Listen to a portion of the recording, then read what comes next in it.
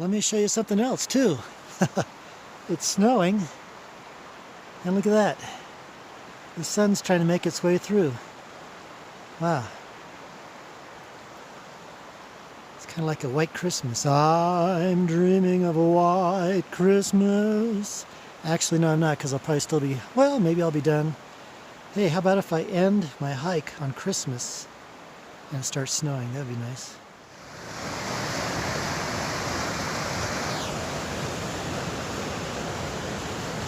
Well, so far this first mile, this trail has been somewhat challenging. Had that freezing cold creek crossing, of course. Had the snow, which is let up right now. It's just a few flurries. And I've had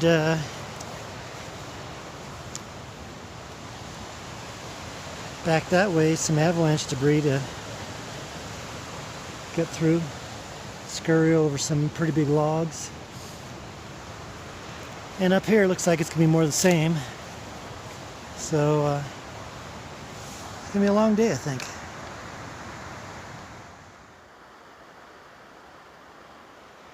Just came across that. A little patch, but 9,800 feet, and the snow is starting to get a little bit more closer together. So it's slowing up the pace. Got another one up there coming up. It's not enough for the snowshoes though, it's just, patches. So, wondering if that's going to be the whole way up to the pass there. We'll soon find out. And then, when you get across a field, a snow patch, and you don't know where the trail is on the other side, I guess you just keep following the elk or mule deer, because I've been following their tracks all the way up here. Guess they seem to know where we're going. From there to here, a little bit of route finding. Don't know where the trail is, but take a look at this. I actually came up to a trail junction marker, so my orienteering skills are still pretty good. Yeah, so more up that way, I guess. And then over there. Altitude, probably about almost 10,000. And I'm measuring the distance in half miles. So I'm doing roughly a mile an hour. Some spots maybe 0.8 of a mile an hour. All right. Wowzers.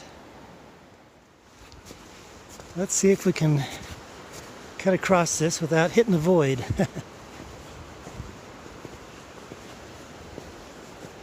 Sky is bluing up there, but it's still gray back there.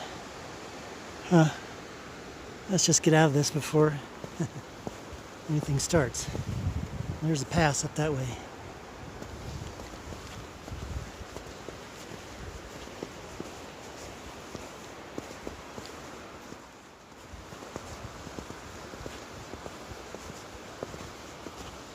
I'm looking for my elk or mule deer tracks. I don't see them. They've been knowing where to go. And this might be a void here, so be careful.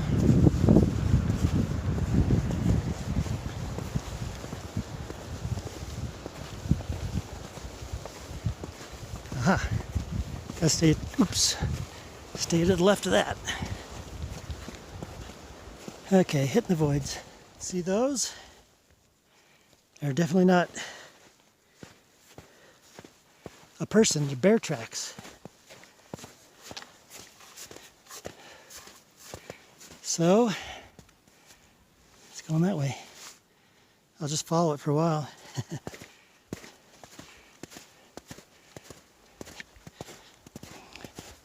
I think the trail's underneath me anyway. So, thank you, Mr. Bear. All right, now here's the conundrum. That way or that way? My philosophy is just to stay high, and if it turns out to be the wrong way, you can always go down easier than you go up. And you can always look down and see if you see glimpses of the trail. Although my elk friends looks like they're going both ways, so flip a coin. Let's go left. See those two sets of footprints? One's on the left, belong to the bear. One's on the right, belong to me. So far, he seems to be, or she, whatever, seems to be following the trail, according to my GPS. Huh. Yeah, take a look at that. It's almost 4:30. Probably need to find a place to camp.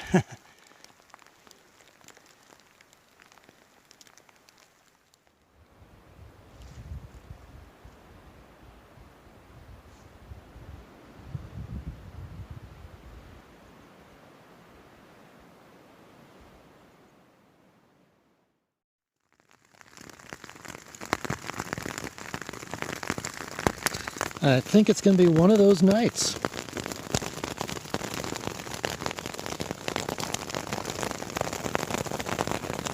It's, I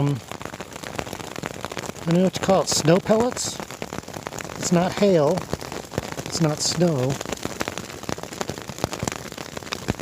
it's not rain, at least.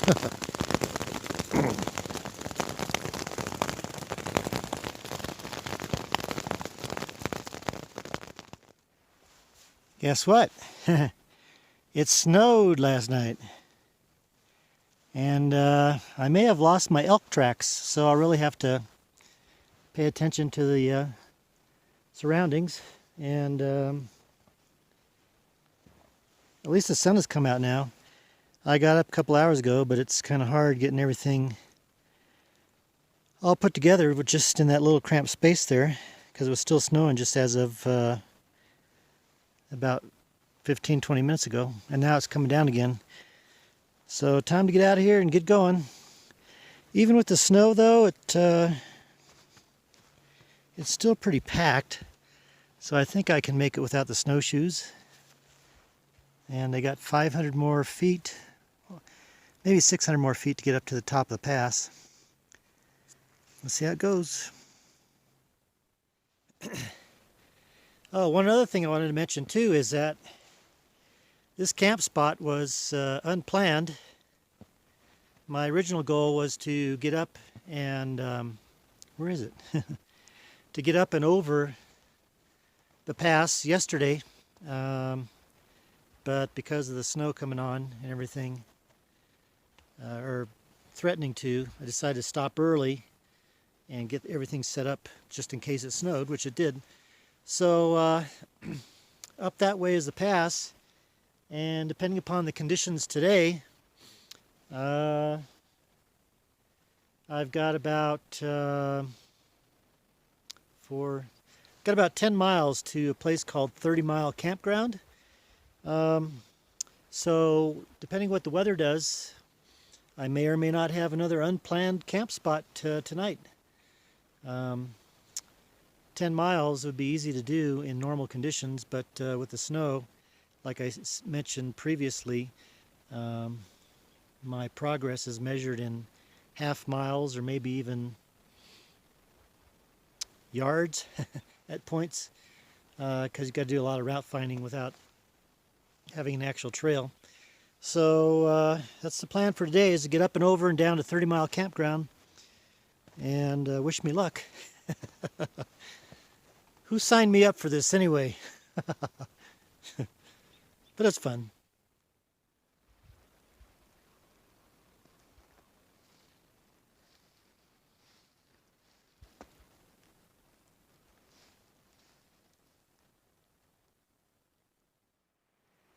Don't know if you can see it, but there are still some tracks softened by the snow from last night, but the route finding definitely is harder today. So I guess I go up that way.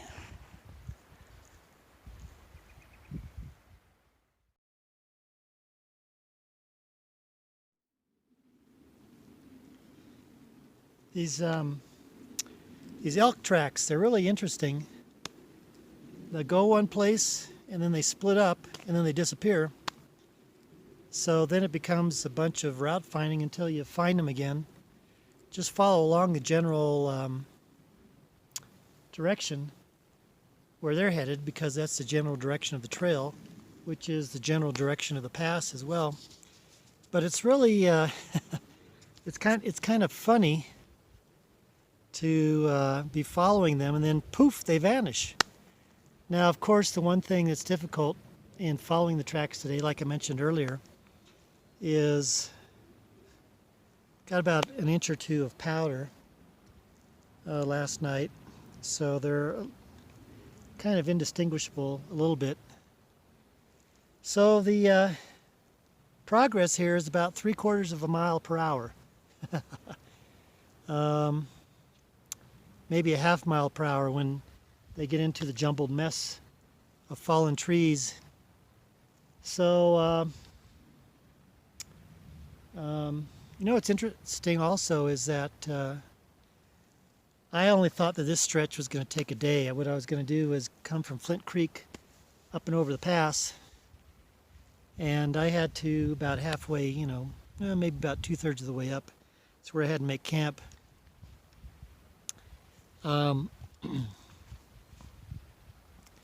It looks like I'll probably have to make camp up here on the mountain again tonight. I'm presuming I'll be able to get up over the pass, but then I'll be on the north-facing slope, so it might be harder to find a camp spot. And if it's just as indistinguished as it is today, then it'll be slow going. But I have enough food, so even if I had to stay up here on this mountain for 5 days, I'd still have 3 days extra of food. So I guess some people might say this is a dire situation, but I guess I would call it a difficult situation. Challenging, difficult, but not scary. All right, so enough for a break. Let's go.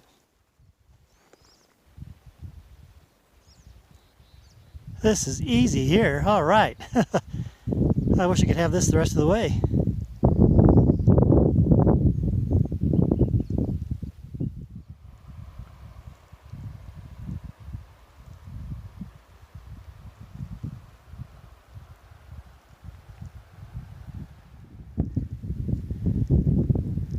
All right, a long chain of prints.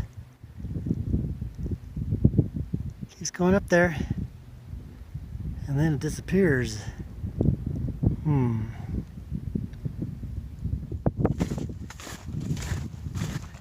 That's right, snowshoes now.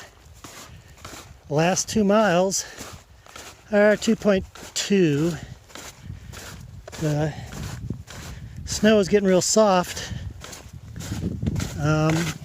so it feels nice to have the weight off my back.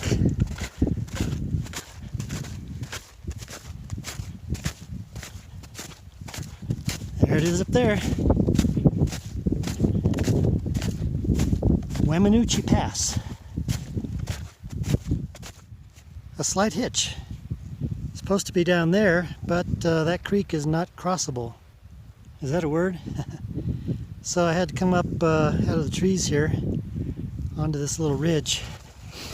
And there's a creek down there. You can't tell, but it's pretty steep. So there might be a crossing right there at that tree, or I might have to just keep going around the edge here and then come back around. So it's probably another mile.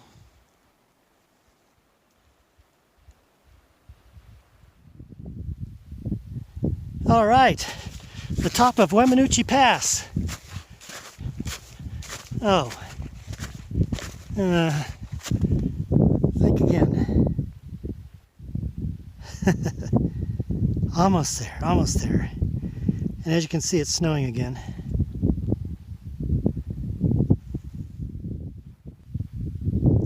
Almost to the top of the pass, and look who showed back up. My little elk or mule deer friend, showing me the rest of the way. Looks like somebody else joined him too.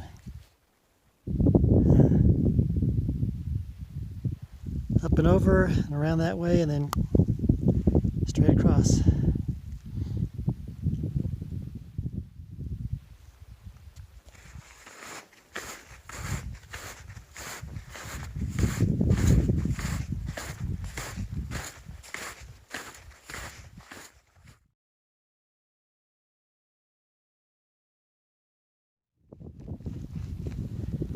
Well, goodbye, south side of Weminuche Pass, and hello to the north side. Let's head on down before this snow gets harder.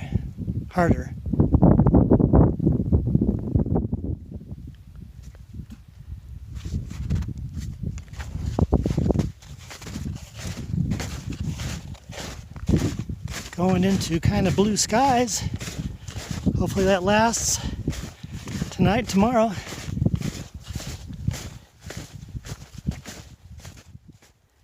Look, these elk guys sink too every now and then. Huh. Pretty, huh? Well, here's another day that keeps on giving. Trail's up there somewhere.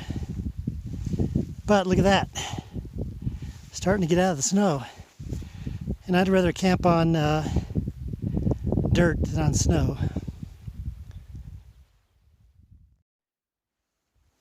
Here's the remnants of another snow campsite. I was right there and I had the tent up. I didn't end up needing it, but I did it just in case. There's a ground cover, the Tyvek. I'm just letting that air out before I fold it up. And then you can probably see the tracks. Came from up there, and I camped here because I was running out of light, so I felt that was the safest thing. You can see these tracks. They probably came through, I would bet maybe, I don't know, Friday or something, because they're, well, maybe last week. Anyway, they're going down there. You might be able to see in the middle here, that line. That line, I believe, is actually the trail. So when I head out, I'm just going to go head out that way. Because if I follow those tracks, they're going to eventually have to backtrack or scramble through brush or something, and I'll be wearing those snowshoes. And I don't want to do that. All right, on down to 30 Mile Campground. I think I'll hole up there today. It's only going to be about maybe 2 hours to get down there. 2.5 maybe. I'll hole up down there because it looks like weather's coming in. I'd rather be all set up for weather than walking in it and set up in it. Alrighty.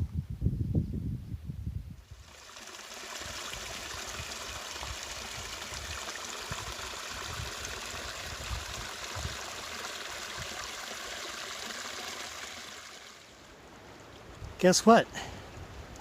This is the trail. Oops! A little bit of washout, huh? Looks like it goes down for quite a bit, so looks like some others have kind of made a little alternate path down there, so let's see what happens. Well, when you're coming down the trail, came down this way, and you come across this, and the trail crosses this, what to do? Kind of a quandary, huh? Oh, I know. Just build a bridge and cross.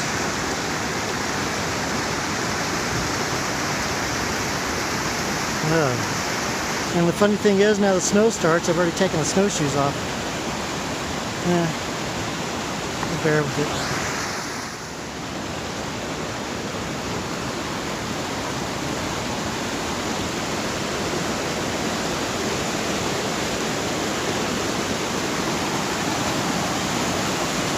Oh boy.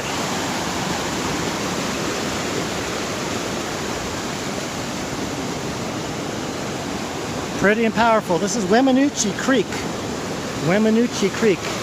And I'm following that down to Rio Grande Reservoir. and then into 30 Mile Campground. This is the Rio Grande Reservoir. Why is it called the Rio Grande Reservoir? Because the Rio Grande River headwaters are up there. And yes, it's that Rio Grande River that flows down, eventually making its way into Texas and forming the border between Mexico and the U.S. But what I wanted to tell you when I was up on the pass there yesterday, but I was too busy getting through the snow and route finding and all that. Up on the top of Waminuche Pass, where I came from, all that water on the north side of the pass flows down into the Pacific Ocean. Now, all the water on this side of the pass that I'm on, the south side of the pass, it all flows eventually out to the Atlantic Ocean, Gulf of Mexico. So, I've reached a milestone on the trip, huh? That means the trip's almost over, right? I'm going from Pacific to Atlantic? No, not quite. Another 3,000 miles. But a milestone nonetheless.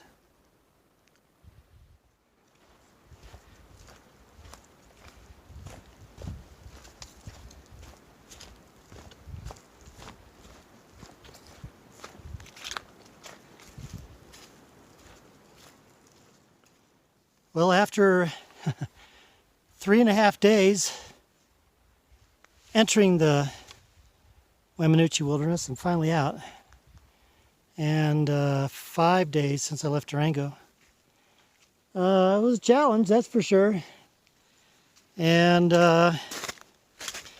more challenging than the Grand Canyon and the Salt Trail. I guess in a sense the same, because the Salt Trail was just all concentrated into one day, and this was a slog, that's for sure. I'm glad I did it. All right, down to the campground. Can you see? It's a mama moose with 2 babies. What do you call a baby moose? Is it a calf? I'm pretty, that's how far away it is.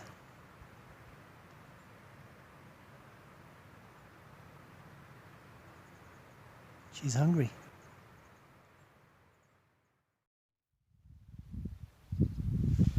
Well, nice little campsite overnight, 30 Mile Campground. It was nice to get a respite out of the snow, the freezing wind. It's 30 miles, I believe, to Creede. I'm 2 days behind schedule now, so I'm just going to go as far as I can today. That might turn out to be just 15 miles, and then I'll get into Creede in a couple days, and then from there, yeah, I'll figure it out. Here's the Rio Grande River. I wonder how long it takes for this water to get down to the Gulf of Mexico. Anybody who researched that and let me know?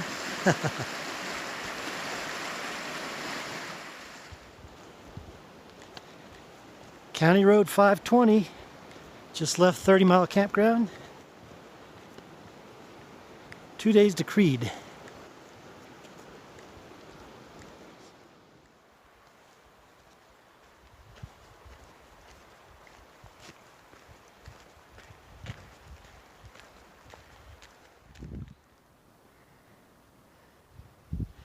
From way up there, oh wow,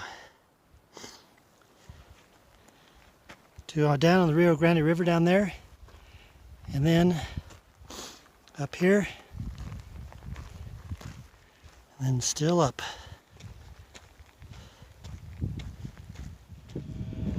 Oh, look at that. A long downhill, and with no snow, no fallen trees, no mud, no washed out trail. Wow.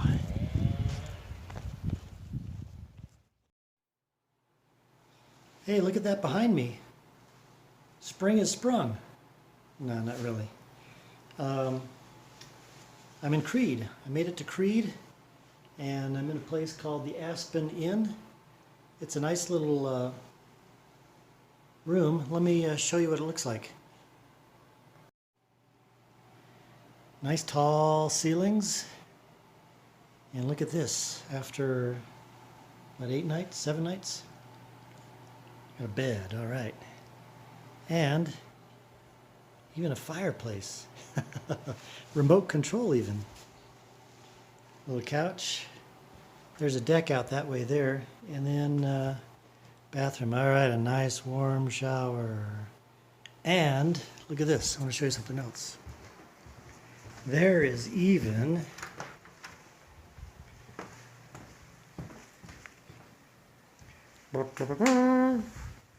a laundry. Guess what I'll be doing? And then some little goodies here. All right. So first things first, I think what I'm going to do is, before I wash up or wash any clothes, I'm going to go find something to eat. So the Aspen Inn, if you ever get to Creede, looks like a pretty nice place. I'm at the corner of Main and Wall Street in beautiful downtown Creede, Colorado. Lots of nice shops, lots of a few restaurants, a lot of nice scenery. And you know what? Creede's got a lot going on here, actually. Not only the stuff here, but if you like the outdoors, there's hiking, there's horseback riding, there's off-road trails, there's fishing, there's just about everything you can do in the outdoors. And if you do come to Creede, spend a couple days. Don't just come here for the afternoon and poof, take off. Come here and do something. Creede's a pretty nice little place. I'm actually pleasantly surprised. Howdy. It's Friday afternoon. I'm just now leaving Creede. I stayed there last night. And I got 12 miles to get to the campground, and then 9 miles the next day to get to South Fork. That's not what I want to tell you, though. I got a late start because I was catching up on communications and stuff with people since I've been out of touch the past 7 days. And then I got to watching a couple videos of hikers and stuff. Second Chance Hiker, Homemade Wanderlust. Hey, it's Tim. Oh, and speaking of hey, it's Tim. Hey, Tim. I think I've caught a couple of his mannerisms today. So, Tim, excuse me if I'm kind of sounding like you. I'm not trying to do it, but that's not what I wanted to say either. What I wanted to say was, you know, I've mentioned a few times in the past about getting songs stuck in your head. When I was coming down the pass, finally, Wemanuchi Pass back that way. That's not it, but anyway, it's back that way. I was feeling, you know, a little emotional just because of the rush of finally getting it done. But I got the song stuck in my head, which is the first country song that I consciously remember hearing and liking from back in the early 70s. So, here's a quiz for you. And after I describe what the song's about, you can pause the video for a second, see if you can name that song, and type them in the comments down below. But it's a song about a guy that comes into a bar, and the barmaid sees him, and then eventually they get married, and then eventually the story goes on. I won't spoil the ending, But if that gives you enough hints as to what the song is, pause the video, type them in the comments, and guess what? You're going to hear a clip of it in a second. But I've always liked that song, so anyway, that's all I have to say. Speaking of songs, once again, here's the Rio Grande River, and isn't there a song called the Rio Grande or something about the Rio Grande River? I know there's a movie, isn't there? A John Wayne movie, isn't it? The Rio Grande or something like that. So movie or song, if you can think of anything that exists like that, let me know in the comments, because then I'll look them up. Thanks. Look, that's mile 17 behind me. That means there's 17 miles to go to South Fork. If I'd started earlier, I probably would have tried to make it one day. It would have been 21 miles. That's not what I want to tell you. I guess I'm still in introspection mode. This will be the last one. I was at MJ's Cafe in Creede right before I left, and the nice server. Thank you very much, nice server. I didn't even ask you your name. I'm sorry for that. But anyway, she had some nice old country music going. We got to talking about the old country music. Her favorite song was King of the Road. But what I'm thinking of now is a movie, and a movie quote. And so here's another quiz for you.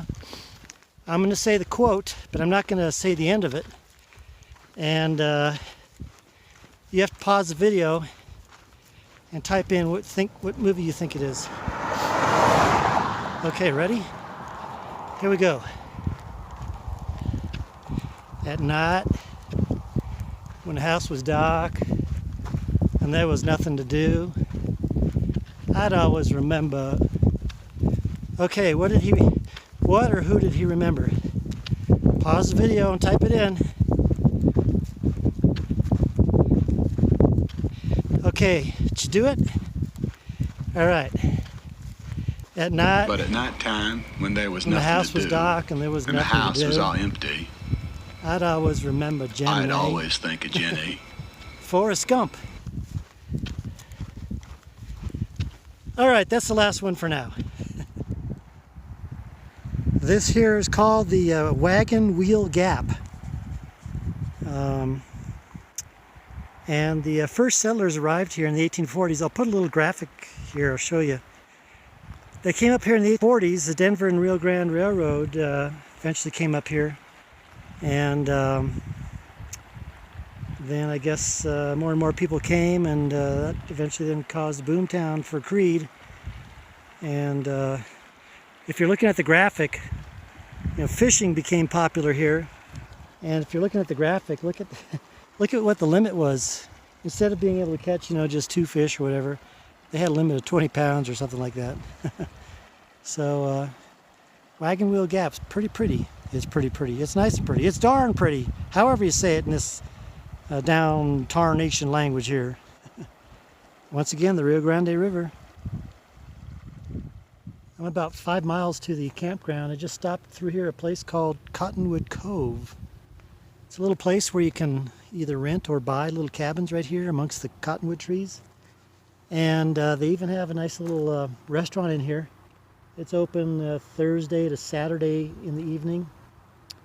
They just set me up with some ginger ale with lemon in it. It was pretty nice. And they also told me of a good ginger ale called Fever Tree. So thanks for the tip. I'll look for it in South Fork. Cottonwood Cove. Highway 149 between South Fork and Creede.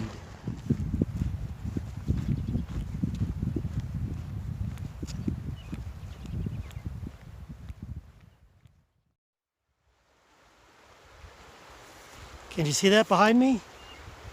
All right, what river is it? That's right, the Rio Grande. And it makes a little turn right here. I'm roughly following that today. I stayed a couple days in South Fork after that 7-day slog over the mountains. And then, with the exception of Del Norte coming up, I'll have about, I think about 9 days till I get to Pueblo. Maybe 10 days. So I'll probably take an extra day off in Del Norte as well. And then it'll be a straight shot through to Pueblo. I'm walking along the old train tracks right now. Obviously haven't been used in years. But surprisingly, it's a little bit difficult, a little bit more difficult to walk through them because of the overgrowth. So I might switch back over to the road there. So there you go, on Del Norte, and then Center, and then Hooper, great sand dunes, Sangre de Cristo Mountains. Down in the next valley, I don't know what the name of that valley is, and then up through those little mountains to Beulah, and then Beulah to Pueblo. And in Pueblo, I'm going to take about probably, I don't know, 3 to 5 days off.